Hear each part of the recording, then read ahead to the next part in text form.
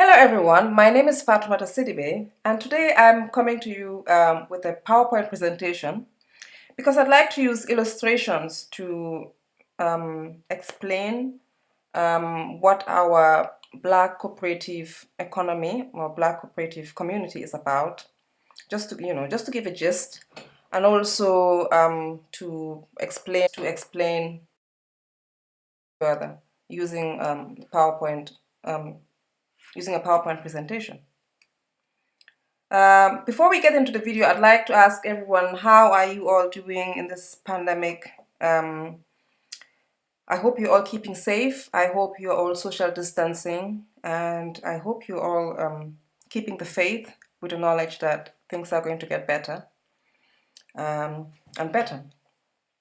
All right, okay, so without further ado, let's get into the topic of why this is very important. Like I think I've said this in previous videos. It's very important for us to start thinking about cooperative economies, building cooperative economies, because we need a basis for unity. We need a basis to unite, and cooperative economics is one way in which we can do this. The other thing is we have to start thinking about taking care of our own communities. It is no one's responsibility to take care of the Black community, but Black people.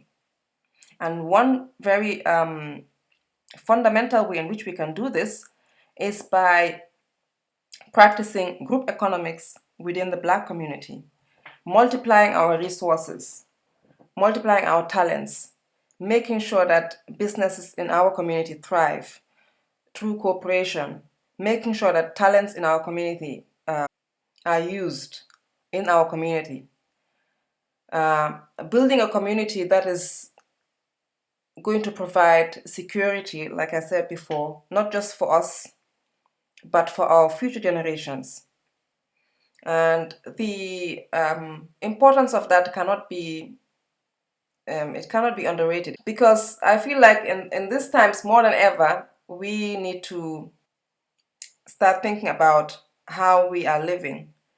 The COVID pandemic has shown us that things change quite quickly. And if you're not prepared for the change, then you suffer. And right now, the world is changing quickly, and we have to be ready for that. We have to secure ourselves and our children for that. And the way we can prepare, like I said again, is through practicing group economics, making sure that the money that we spend stays in our community, so we can build our own communities, we can provide our own jobs, provide healthcare for ourselves, provide social security, housing, finance. All of these things that create well-being within the Black community should not be given to us, or should not be the responsibility of another people, because nobody is going to respect us or hold us to a high standard if we cannot do these things for ourselves. I know we like to think that it's other people's responsibility, and we like to point fingers, but it cannot be. Every race has to take care of themselves, and this is our legacy, not just for ourselves, but for our future generations. So, yeah, the question I'd like to ask is, how many of you would like to be part of a cooperative community that you are proud of? How many of you would like to leave your kids and your grandchildren and your future generation a community that will secure their financial abundance, that will give them the security of good health, great housing, the ability to live out their dreams, to live a life where they are able to express themselves as Black people and as Africans without fear or favor. Please say yes if you do want this, and say no, I don't want this if you don't want it. Okay, yeah. Okay, that's great. I see a lot of yeses. That's a good sign. The reason why I said this is because it's very important for us to be clear about what we want. Because if you're here and you don't really want this, then there's no point for you to be here. because the whole point of building a cooperative economy in the Black community is for us to create a community that will provide security for our future generations. And so if this is not your priority, then you don't really need to be here. And so this is it's a very important point for us to note. But I would like you to know a little bit more about me. I know I've done quite a few videos about this topic, and I don't think I've ever really told you guys about who I am, because I want you to make the connections between who I am as a person and how this became, and how this is an interest for me as an African. And I feel like the way in which I can make you see that is by me telling you a little bit about my story, where I'm from, and yeah, why I care so much about us the Black community being empowered, and why the Black community needs to stand on its own feet and take care of itself. So here goes. This is a slide where I'm gonna start explaining my story and who I am. So in the top left, you can see, if you can see the baby, that's me. I was born in Germany in a small town called Papenburg. And in the middle, the top middle, that's my mother and my dad. My mom is carrying me. I think I must be about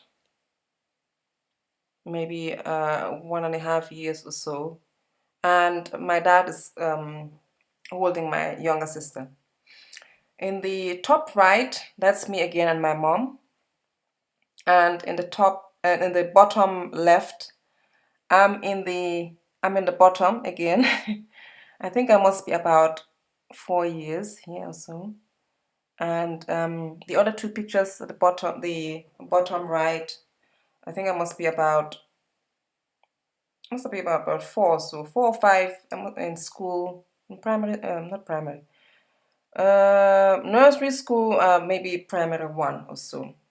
So yes, I lived in Germany for the first 8 years of my life, and I couldn't actually speak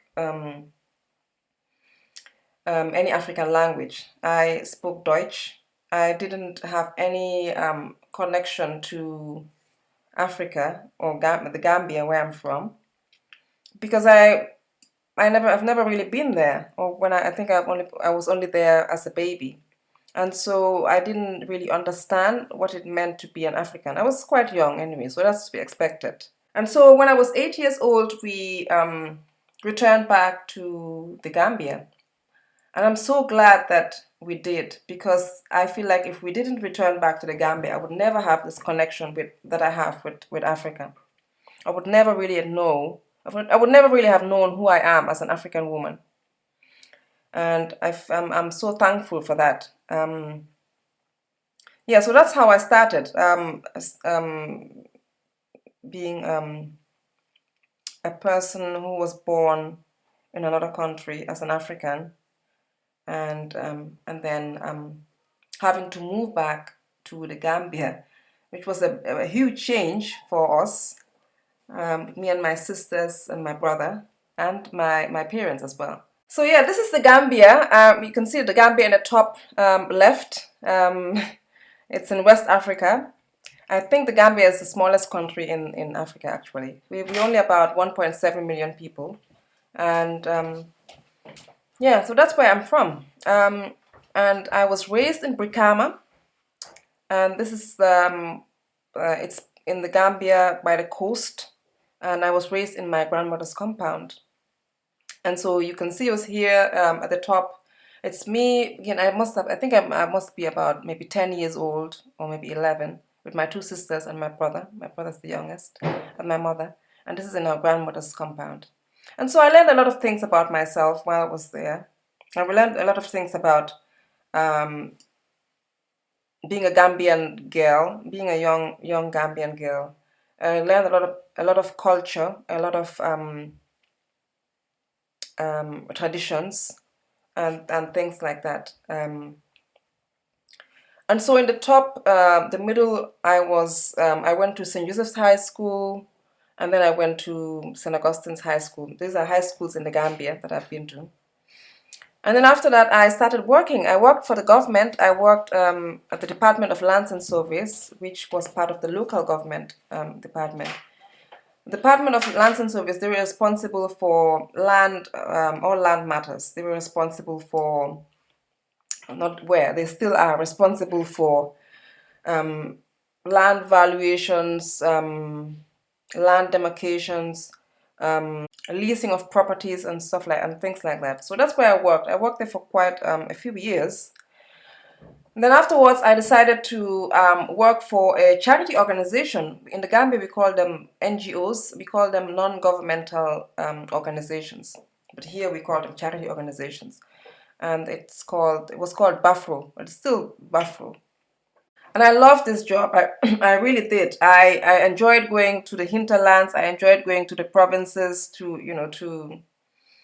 have sessions with these women, to see how they live. I really enjoyed community work. I enjoyed it much more than sitting in the office, because you get to really see what's happening in the community. You get to see the effect of your work. You get to engage with people in the community. So I've always kind of liked that kind of thing. And then after this, I decided to come to the UK to study for my master's degree. And I did that at the University of East Anglia in Norwich, in the east of England. And the plan was for me to work at the United Nations, with the United Nations, but I didn't end up doing that. When I finished, I didn't feel like that was what I really wanted to do. Anyhow, I moved to Edinburgh, and I did some more community work with LREC, some local organizations here that are responsible for doing activities and doing activities with the migrant community. I also was the co-founder of the Association of Gambians in Edinburgh. This organization, the reason why I was triggered to start it was because there was a death here in in Edinburgh. A Gambian guy was shot in 2013 because he was engaged in a scuffle with somebody else, and it was just a mess. It went to court, and arrests were made and stuff like that. But then it just dawned on me that we really are vulnerable here, because we are just like, everybody's just standing on their own. Everybody just goes to work and comes back, and because we don't have a community where people can, if nothing else, where people can unwind and where people can be with people that they can relate to, and discuss issues that can bring them, that can empower them, then it's harder for people to have protection when things like this happen. So this guy just lost his life. Like, he was quite young, and so yeah, that spurred on. That became the reason for us forming this association. And yeah, so I did that for a while. I also was engaged in other community related activities, and I also trained to become a coach, because I thought that's actually one good way of helping people understand why sometimes, or many times, why people's goals or plans do not come to fruition, because a lot of us are not very aware of ourselves. And I thought, if I train to become a coach, I will increase that awareness in myself, not just in myself, but also I can be of help to the community. And so yeah, the reason why I'm talking about my story is because I want you guys to see that I've always liked working within the African community. I've always wanted to and of been working to empower the African community. And so this is it's like a transition. It's like something that is just like the next step for me. Because even though I've been working in the community, it's the way I feel like I've been working, like I see many people working in the community, is we work to address the superficial issues. We work to address the issues that are on top. But the underlying issue remains, which is the lack of a self-sufficient, insulated community, where we have all these services, where we have all these, where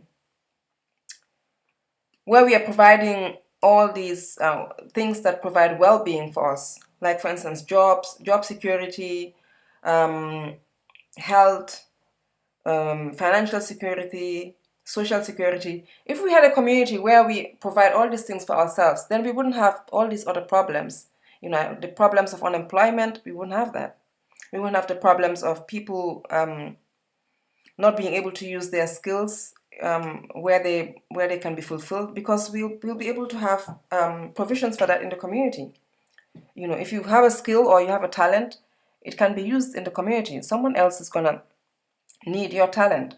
But we need to organize ourselves, and I feel that this is one way in which we can organize ourselves so that our resources can be pulled together. And this will lead me into the next slide. Here is where this is what I was just talking about. It's like we're all like working, we live abroad, and it's like we are scattered. We're just working by ourselves. We're working in our own corners, even though we have good intentions. We want to empower our community. We want to be successful in our own right. But like I said in my other videos, that's not enough. It's not enough for us to be successful or for us to be empowered individually. It's not enough, for instance, for me to become a millionaire when my community is still in degradation, when my community is still suffering. There's no glory in that, not for me anyway. Because the whole point of being successful is so that you can be in a community, or you can be with people that are also as successful as you, or at least you lift them up. And so this is a way in which we can do this, by having a cooperative community where we are all invested in the progress of the community, not where we use our talents and skills for the benefit of other communities, which is what we are doing right now. We're all working individually, whether you work whether you have a business, or you're working for somebody else, or you're self-employed, or you're working for a charity organization. It's like our work is not consolidated to go into one pot. So it's almost like the picture that we have here. It's like we are working. We have all this talent, we have all these resources in our community, in the Black community, but it's like a bucket with holes in it. Everything that goes in just spills out, because we're not keeping it. We're not keeping it within our community. We make the money, and then we spend the money in other communities. We use our talents and skills for the benefit of other communities. If you look at it, that's how it is right now. We're not using our talents, skills, and resources for the benefit of our community specifically, because we're not organized in a way where we can use our talents and skills and resources. And so this will also lead me into the next slide, where it's just obvious that we are not working cooperatively, and one of the reasons why we're not doing that is because we don't even actually have the skills to do that. This is an opportunity for us to gain the skills to cooperate. You need skills to cooperate.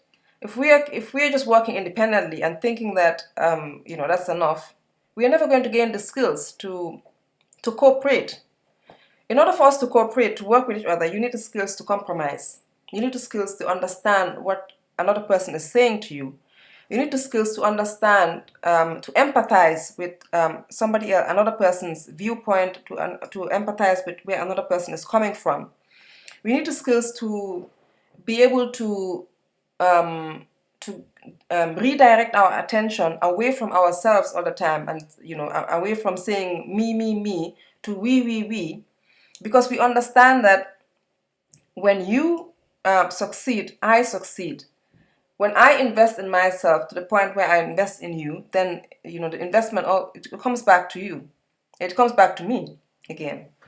And so the only way in which we can gain the skills to cooperate is if we are cooperating, if we are in a cooperative economy or in a cooperative community where we are practicing cooperation, not just talking about it or not just doing it one-sidedly. And so yeah, this takes me to this slide again, where I was already explaining. It's like we're brainwashed to compete because there's no common Black agenda. There's no consolidated Black community right now abroad, wherever we are abroad, in a community where Black people are working together with one common agenda, where they are putting all their resources and skills into that agenda, where there's interreliance, where when I invest into the community, I also get back my investment, 2 or 3-fold. And because I know that, I'm going to make sure that you succeed. Because I know that if you succeed, then I succeed. So there's no community spirit, really. Everybody's just working by themselves. And I already said this. And yes, it's like we are working individually and separate, but fundamentally, it's like we are competing against each other. Because even though we are not working in the same organization, we still have to compete for resources. Because if you're a businessman or woman, you have to get clients. So it's like you are competing against other people that are also in business, other Black people that are also in business for those same clients. If you are working in a job and you want a promotion, you are competing against other Black people in other organizations that also want that same promotion or that want a promotion, because it's the same workforce that you are in, and so you're competing against other Black people there in that workforce. If you are in a charity organization and you want funding, you're competing against other Black people that are also in other charity organizations that are looking towards the same pot for the funding, because we are looking at the entire funding pot, not just for your organization. So yeah, this is how we have to look at it. We have to look at things globally, and it's only when we start looking at things like this, things in this way, that's when we will see ourselves too as a community, as a global force, not just as individuals. So in order for us to understand what a cooperative economy or a cooperative community is about, let's first look at what a cooperative community is not. So I have these icons here on the PowerPoint, which are popular: Facebook, Instagram, Twitter, and YouTube. These are all communities, but they are not necessarily always cooperative. I'll give you an example. Facebook is a global community right now. You can advertise your business, and thousands and thousands of people will see it online on Facebook. You can type something, a message about how you're feeling, what you're doing, and thousands of people can see it in one instance. But it's not necessarily cooperative. It's good in awareness creation, and it's good in making a certain impact, especially if you are desiring to create a movement. It's good in that way, but it's not necessarily cooperative. Cooperation means you are invested in working with each other, because you know that when you help this other person, when you work for the benefit of this other person, that benefit is going to come back to you. And so Facebook, Instagram, and Twitter, and all these are communities, yes, but there's also a lot of times there can be backlashes, especially when you say something that people don't agree with. Then you can see the full extent of the backlash that will come back against you. And also, people don't necessarily cooperate. People just comment on your make comments on what you've posted, But that is not necessarily cooperation. That's just, a um, low value input, but it's people are not really invested in what you really feel or what you're really doing. So it's a bit one-sided in that sense. Um, so yeah, that's one of the things that I wanted to say, because I want us to understand what a cooperative community or what a cooperative economy really is.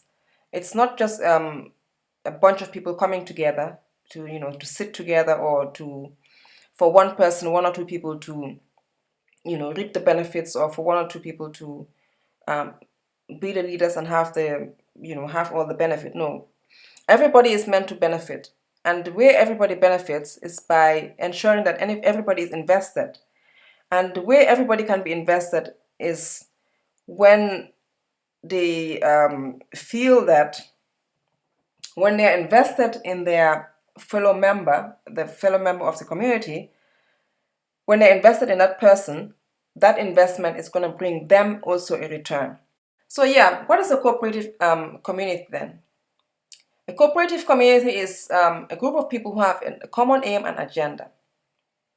I think I've said that before. The common aim and agenda is very important. The members of the group understand that this is our agenda and this is our aim and this is what we are all working towards.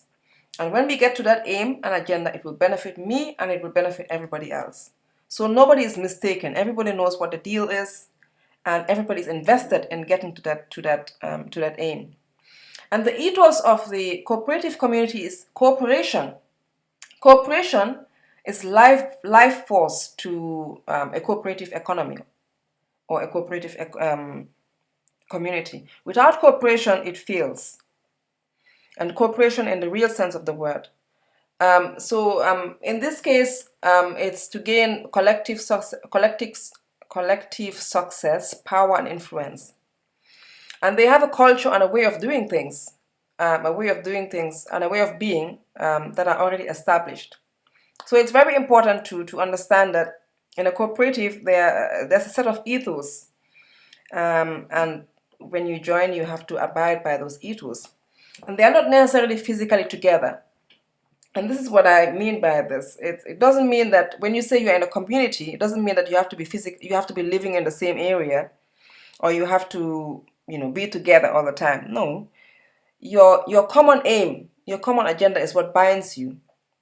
And I'll give you examples of an example of a community that is not necessarily cooperative, maybe so, but they don't live together. Like a community, an international community like NATO is a community, it's an international community, but the people there don't live together. They don't even live in the same country.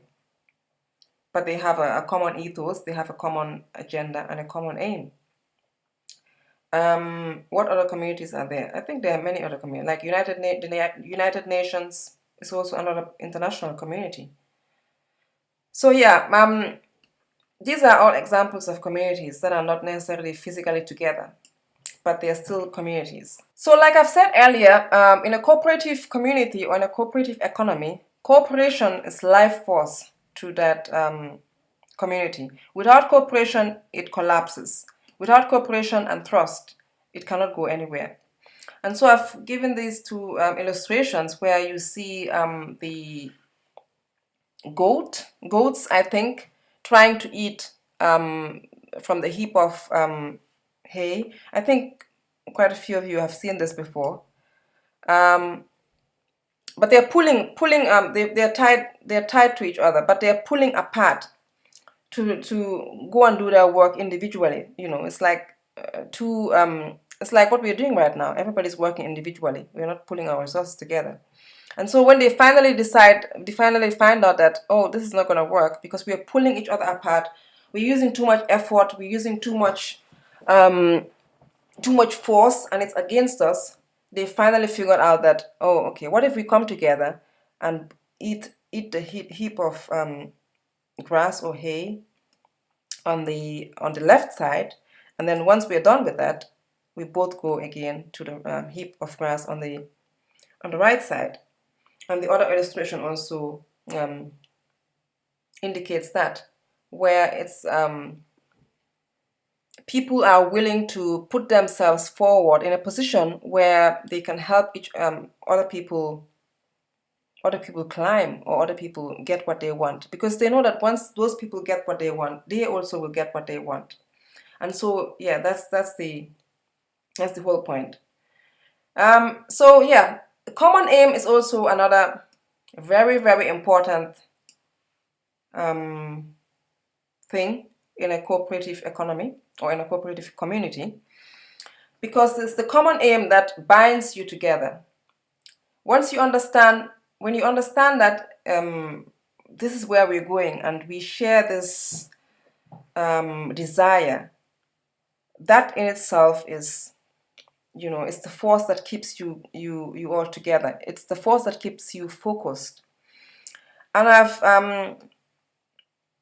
got this saying from this guy called G.I. Gurdjieff, where he says that common aim is stronger than blood. And yeah, I agree with that. When people are in a group and a community and they have a common aim, there's nothing stronger than that, because that's what binds them. That's what keeps them together.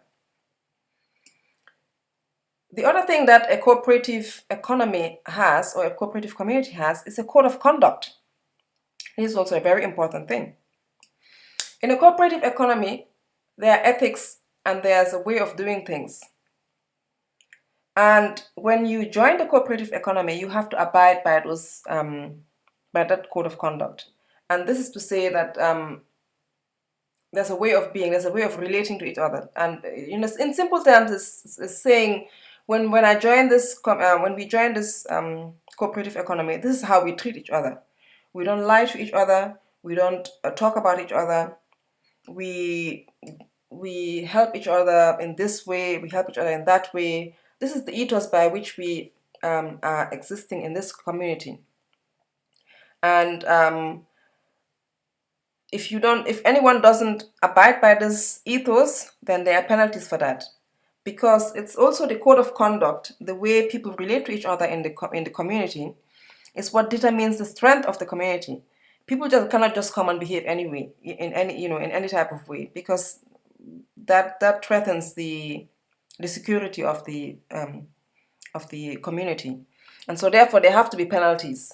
If you act in this way, which is not in alignment with the cooperative economy and with the values of the cooperative economy, then this and this and this will happen, and you have to understand that.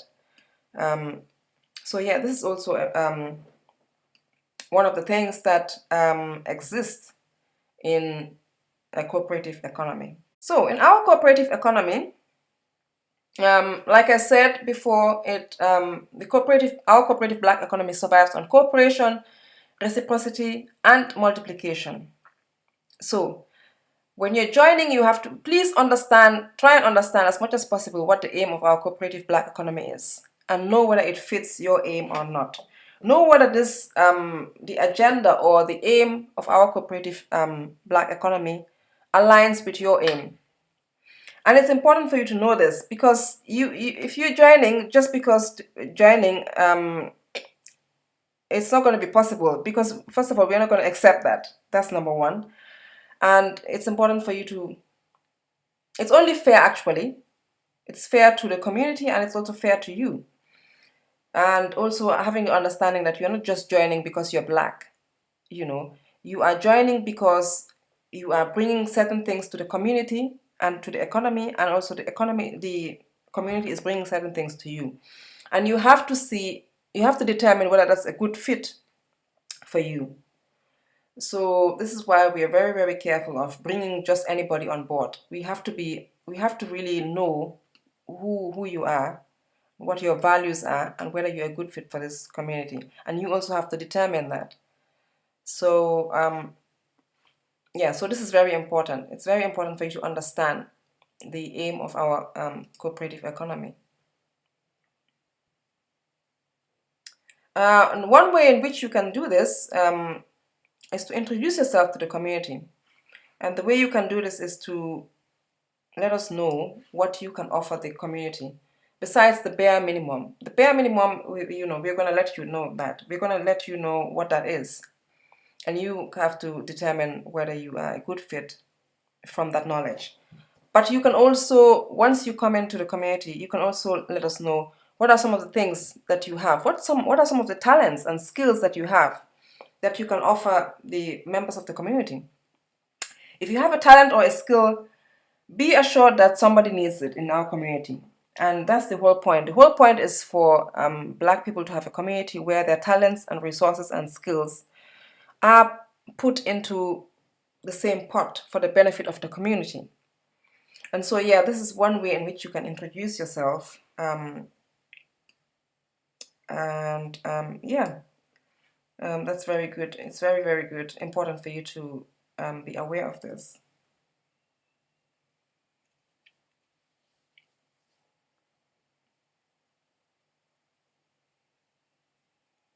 The other way in which you can, join, which you will have to join, is to get to know people in the community. Get to know people in our community and know who can help you with what. Build relationships. Because that's also another part of you. That's another reason why you would join the community, is for you to get the help that you need with your business or with your organization. And so if you're clear about what help you need, then it's easy for you to find the people that are going to help you. And we're all going to join together, help you find the people that can help you with what. So it's all about this multiplier effect, knowing that you are going to come into this community and getting the help that you need by several people. So as you join with knowledge that you are going to get help from people that have been where you are right now. Maybe they have more experience, or they've been through what you've been through and they've overcome it, and so they can give you that help. And you don't really have to go very far to get it, because you're already part of the community. The other thing that you're also going to get from our community is extra funding for your business. That's also another advantage that you will get from our community. Like we said, this is a cooperative economy. It's a cooperative community, and once you join, all the resources that you need to help you progress, you're going to find it in this community. And we're hoping that you also come with your talents and with your skills, and with other things. So yeah, it's just a joint effort, and this is practical cooperation at its finest. The other thing that you're also going to get is mentoring. Like I said before, you're going to get to meet or have access to people that have been where you are. If you have a business where you have a challenge, somebody has a business that has faced the same challenge as you, and so therefore they can help you overcome the challenge, and all that is free for you, because you're part of the community. The other thing that you also get is free marketing, and free marketing is still based on the concept of cooperation. Once you join the cooperative, there are people in the community that will market your business for you. Again, using the concept of multiplication, you join the community, the people are invested in your success, and so therefore your business is their business, really. So if nothing else, the marketing, people will post flyers on their Facebook sites. They will post flyers in their shops. People are invested in seeing their business in seeing your business succeed, just as they're invested in seeing their business succeed, because they know that it's all going to one pot. The other thing that you're also going to get from our community is you will get free initial clients. Because you're joining our community, we are all obliged to invest in your business. If not invest in your business, we have to get people to invest in your business.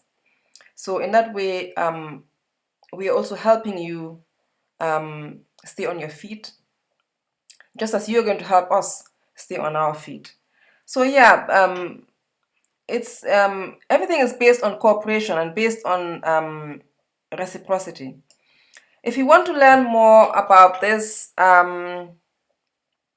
feel free to attend the webinar that we are going to have in a couple of weeks. And if you want to join the cooperative, yeah, that's your time for you to do that.